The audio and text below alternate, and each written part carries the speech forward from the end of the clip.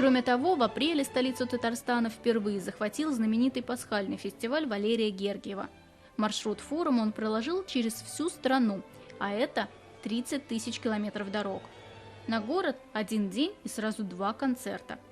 Репетицию музыканты начинают сами, а маэстро появляется на площадке примерно за час до концерта.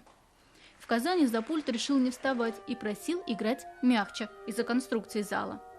В БКЗ Сайдашева в один день выступили сразу 2 прославленных коллектива – симфонический оркестр Мариинского театра и Страдивари ансамбль из его же солистов. Меломаны могли расслышать не только виртуозность, но и богатейший тембр их старинных инструментов от мастеров Кремонской школы. В мире музыки это как Бентли на авторынке.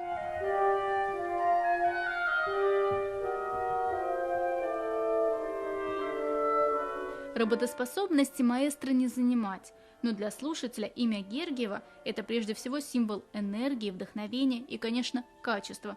Тем радостнее было услышать его планы, связанные с Казанью. С театром и с оркестром я связываю творческий план, причем не только свое пребывание или наше пребывание здесь, в Татарстане, а и приезды и спектаклей, и коллективов к нам. Это надо делать. Я знаю, что театр здесь очень сильный, и репертуар, а мы однокашники с Ренатом Салаватовым.